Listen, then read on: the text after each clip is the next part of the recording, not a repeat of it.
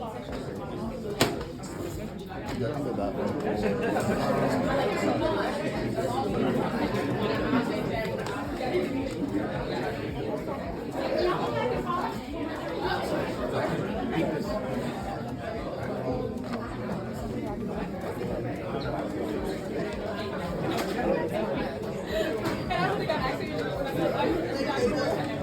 mind. I said, I'm definitely going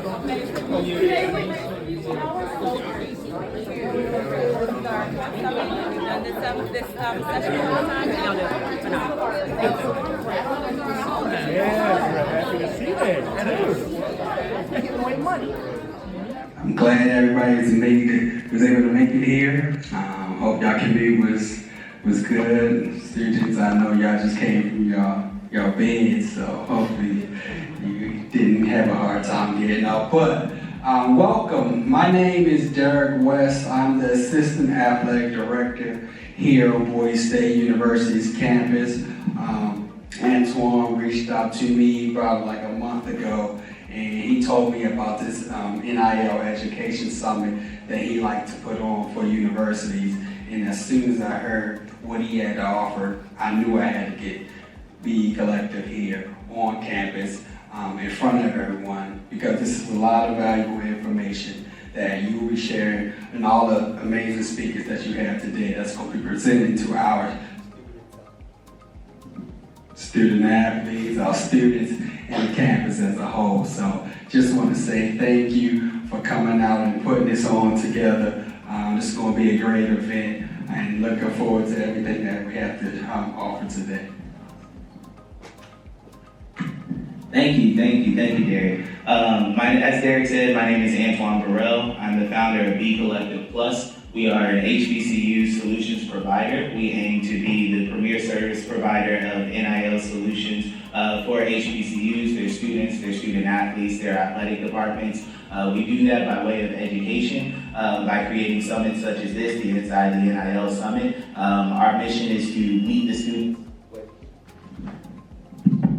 Our mission is to meet the student athletes and students directly where they're at, which is why we come straight here on campus. We bring our resources, our partners, to come here to speak to student athletes, to educate you all on NIL, the landscape, the do's and don'ts, the misinformation, just so that all students are properly prepared, understanding that at HBCUs is a little bit different than our PWI counterparts. And so that's the purpose of why we're all here today. Hopefully everyone in attendance will be able to learn a little bit about NIL, whether it's personal branding, financial literacy, how to monetize your brand. We've got a little something for everyone. I also would like to thank, again, Derek and the Bowie State University Athletics, our speakers for coming out to join us today, our sponsors, the Players Coalition, Advanced NIL, Sprayground, Lifestyle Therapy, M. Marsh Consulting, Sports Court, ABC Foundation. I'd like to thank all of our partners, Helix Venture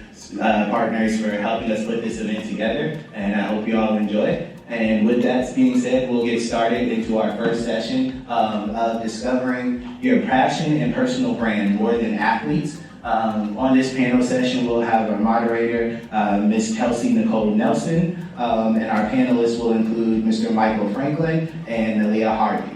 All right, good morning, everyone. I'm so excited and delighted to be here with you all for our panel, More Than Athletes, Discovering Your Passion and Personal Brand. I'm excited to moderate this one because I come from a family of HBCU graduates, so I grew up in, honestly, Black Hat State, right? My dad went to Maryland State, all my aunts went to Jackson State University, and that's how I got into sports, was through buying classics and the other things. And then this personal brand question is honestly how I was able to build my brand into being a journalist and being joined by both of these extraordinary panelists. Briefly, why don't you guys just briefly introduce yourself, give a little bit of your background, and then we'll dig into it. Sure. Hello everyone, my name is Naila Harvey. I'm a book editor and writing consultant, and I'm also a doctoral student at Howard. And when I'm not in my books and studying, I am helping leaders and future leaders organize their expertise and their experience into nonfiction books. So that's a bit about me. Thank you. Well, can y'all hear me all right? Good morning, y'all. I'm Michael Franklin. I am a Howard alum, and so I have a lot of love being at another HBCU, especially in the DMV area. By day, I am a speechwriter and executive communications professional. I run my own agency, Words Normalize Behavior, in addition to running a nonprofit, Speechwriters of Color. But how that all intertwines and wraps into sports is I also received an executive certificate in sport philanthropy. And so I tend to work with clients and leaders ranging from colleges and universities to the sports and entertainment space on being able to monetize and utilize their brand, especially as consumers are driving towards more purpose-driven investments and caring about what brands are doing off the field, off the court, off the ice as an individual in order to make a change. Thank you. So you see we have two delightful panelists. Yes, you guys can clap it. Extraordinary individuals. I'll just give a little bit of my background. So I'm Kelsey Nicole Nelson. I'm a sports journalist based here. All right. You guys, there we go. All right. I am Kelsey Nicole Nelson.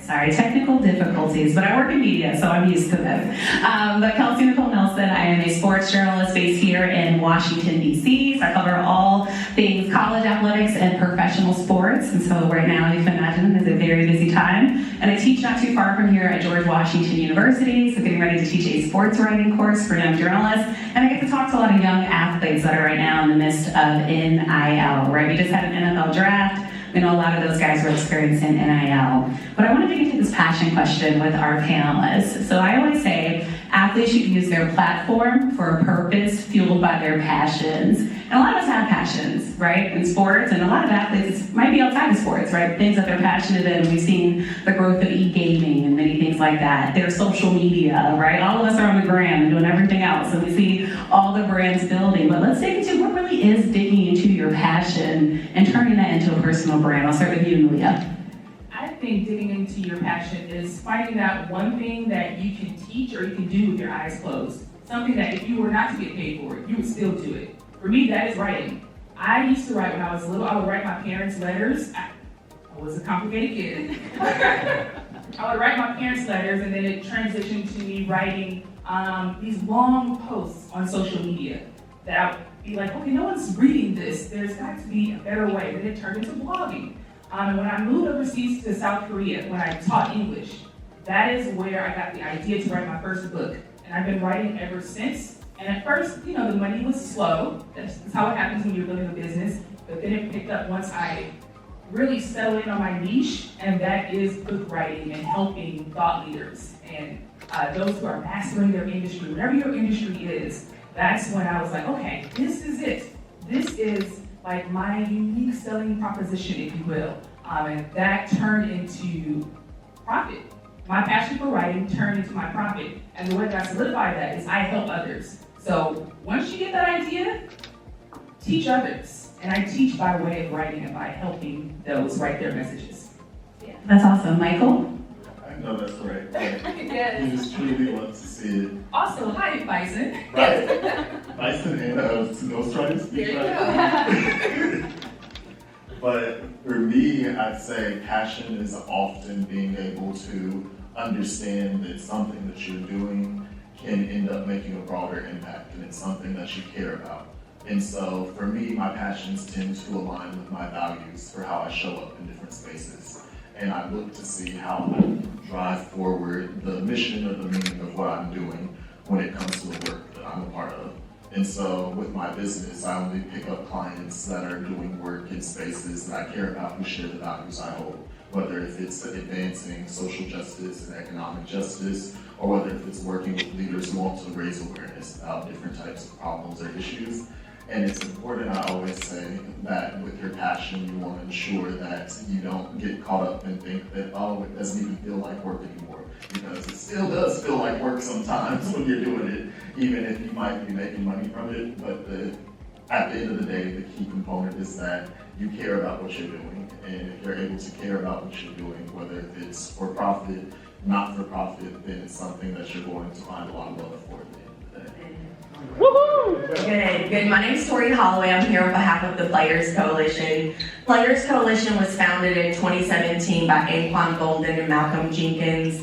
Their goal is to elevate athlete voices and use their influence to drive social change. And so They have their pillars for the bigger program and Players Coalition, but then they started college programming a couple of years ago.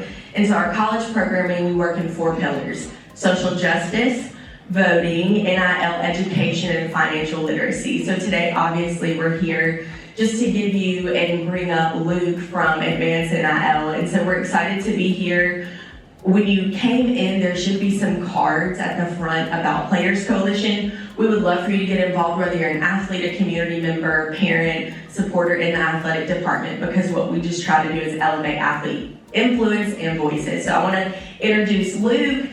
He's a managing partner at, let me pull my notes, at Advanced NIL. He's going to take us through a great workshop so that we can learn more about building your personal brand and just continuing on this conversation of NIL. So great to be here with you all. Good morning.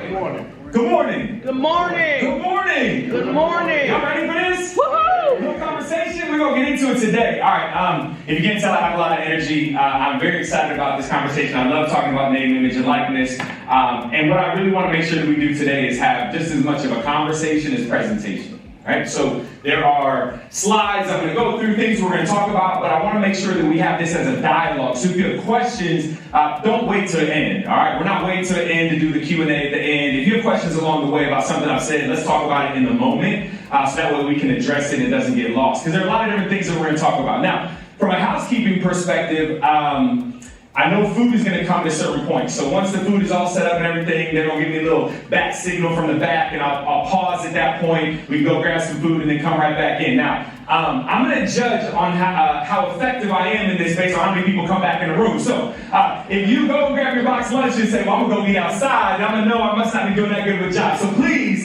show me the love by making sure you come back in after lunch. And if you see somebody else out there, student, athlete, student, whomever, have them grab lunch and come on in too. So we're going to have a good conversation today. So just to give you a little bit of context, I'm going to talk more about who I am in a little bit as we talk about branding in particular. I think that'll give you more a sense of who I am. But I think it's important to start with just some context in the lens through which I look at name, image, and likeness. So I am a practicing attorney. I'm a partner at a firm called Porter Wright. I lead their sports law practice. We're a law firm of about 300 attorneys, offices in 9 cities, and my responsibility has been working to protect individual professional athletes. And I've done that for a number of years because I'm not an agent. I don't want to be an agent. What I want to be is like a general counsel for athletes. I want to make sure that every single day, what they put their name to, people who come and want to work with them and do different things, that the athlete themselves is protected. And if we think about this in terms of 2019, 2020, when name, image, and likeness started getting discussed, I said, oh boy. Athletes at the college level now are going to be faced with some of the same significant hurdles and challenges that our pro athletes are faced with, and so we want to make sure that we educate along the way. In 2015, I started a company focusing on athlete education, right? Where it's on the legal side, I'm working one-on-one with athletes, right? Trying to help protect them, but you start to see trends. You start to notice things where there's a lack of certain information, business information, of how to navigate this business happening around them. And I thought, well, how can we get to groups of athletes and try to talk about some of these legal issues, some of these business issues? And so when name, image, and likeness started getting discussed, we thought, wow, student athletes at the college level are going to have a absolute business happening around them without the tools and the knowledge necessary to handle that. And one thing I will say, name, image, and likeness presents a whole lot of opportunities. But with opportunities come responsibilities. And we want to make sure that athletes are also getting the responsibilities. So this is an interesting crowd today, right? It's kind of a mix of different people and different professionals in different places. Some students are here and beyond. And so I'm going to talk about name, image, and likeness. We're going to do some interactive portions and workshop-style portions. And I'm going to encourage those of you who don't happen to be students or student athletes, but either work with student athletes or maybe have a son or daughter who's a student athlete, take some of the things that we talk about today and then apply it to them. In fact, you don't even have to give me credit. You can just say you came up with it yourself. And talk to those student athletes to make sure that they're learning some of these skills and some of these traits as well. Does that sound good to you? Okay, guess what? So I like talking to athletes a lot, and I like the call and response. Both my parents were pastors, so I very much like to say something and hear an amen. So does that sound good to y'all? Yes. Okay, now thank you. I feel so much better. All right, cool. So what is name, image, and likeness? Right, so we started kind of this morning talking about branding and name, image, and likeness, but let's break it down real quick to make sure, right, that we're all talking about the same thing. Name, image, and likeness is individuals' persona rights. The rights that a person has to their own name, their own image, their own likeness. Broadly speaking, it is the opportunity for student athletes to earn compensation in ways that they've never been able to earn before. But when we think about this, right, name, image, and likeness has existed, right, for decades and decades and decades. But this branding, we talked branding earlier, right? This branding of NIL really has come to this college level, right? And this idea of college student athletes earning compensation. But the idea of someone licensing for a fee or lending for a fee, the use of their name, image, and likeness has happened with pro athletes for decades and decades, right? But college student athletes haven't been able to earn compensation until July 1st of 2021. And that is a massive change to what we kind of know the rights that student athletes have. So that's generally what NIL is. But let's break down name, image, and likeness into its component parts to make sure that we're all on the same page, right? So if we're talking about name, and we're talking about image, and we're talking about likeness, what's name? This is the interactive portion of everything.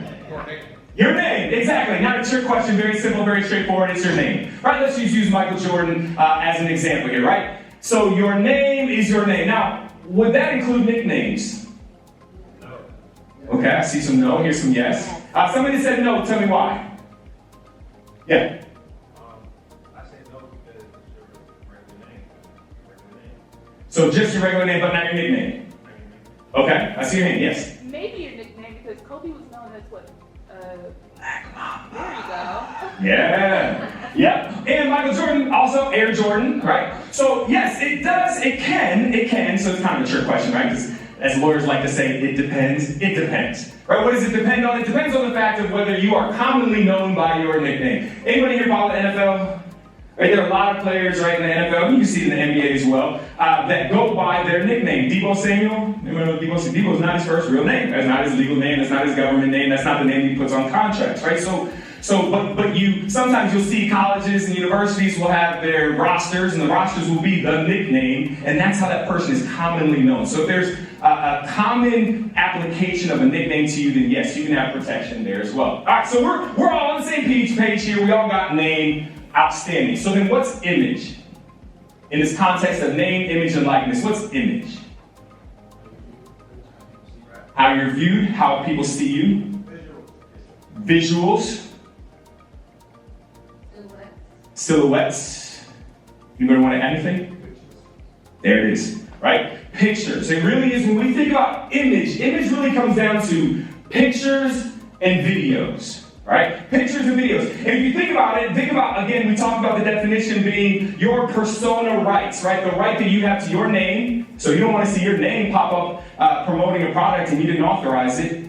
Image, right? You don't want to see a picture or a video of you, on a billboard somewhere, or I guess more commonly on a digital ad on Instagram or something without your permission. Let's just for exhibition purposes, let's just say you all meet like you are now, and see if you can find out maybe about an internship or something like that. All right, lights, camera, and action. Hi, how you doing? My name is Joey. Nice to meet you. I'm a junior, and my concentration is broadcast journalism, so I'm very interested in any opportunities or any knowledge you would like to give me, because it's my dream job, and I would just like to learn from you since you're in the position that I'm looking to be in. Tell me a little bit more about your broadcast experience and what you've done here on campus. So recently I've started to do play-by-play for softball games, and softball had just won the NCAA championship yesterday. Let's give it up. So I would be doing play-by-plays, and I have a couple streams. That's my only experience in broadcast during the games, but I also studied at the professional level, ESPN, watched a lot of stuff to try to pick up on other things as well. Okay, awesome. So you've done other things in the DMV area? Yeah, I also was in the post-game conference at CIAA's, and I asked a couple questions to players and coaches after the games as well. What's your availability like? When are you open? Whenever you need me. All right, that's a good answer. I like that. Are you open to paid and non-paid? Or are you looking for something paid? Anything. Awesome. This is great. All right. Well, I'm gonna get your contact information. You're gonna add me on LinkedIn. Of course. Send me something, because I know a lot of people at sports industry management in college at Georgetown, so I know a lot of people who you can potentially talk to. And then I have an internship program that I'm looking for interns in actually right now. So if you're open, And I'll be love to have looking you. forward to that. Thank you. Round of applause, round of applause. Okay, feedback. Thoughts? How'd they go? It was so natural, right? And we've never met. And they've never met, right? It was real, yes. Other feedback, yes. I love how there were no fillers. It wasn't like, well, it was confidence across the board. Yeah. You could really tell that both of them love that space, right? You could tell that both of them, right? One from an inquisitive perspective, right? And one from I'm in this space, right? But you could see the love that they have, yes. I just want to add on what you just said, the energy they both had. Because Joy's energy was shared with Kagan in. You remember. Just based upon his excitement, and her excitement was just the same because of his interest and his zeal and all. So once it was like one of the twin powers, and they activated. Yes, absolutely. Other feedback, other thoughts, yes. I like Joey's, like he talked about his experience, every question that Kelsey had, he had a tangible result or a tangible answer for everyone. Yeah, absolutely. Yes, last one. I thought they were just both very open and honest. They really were. And here's, to that point about honesty, here's what I love, Joey, about what you did. Your first statement was about, I just want to pick your brain more from somebody already in the space. Sometimes athletes don't realize that point and just go right to the, hey, can I get an internship? Or what, how can I, no. He said, I want to learn more. And when you say that as a student, for all the students in here, at whatever level you're at, people want to help you.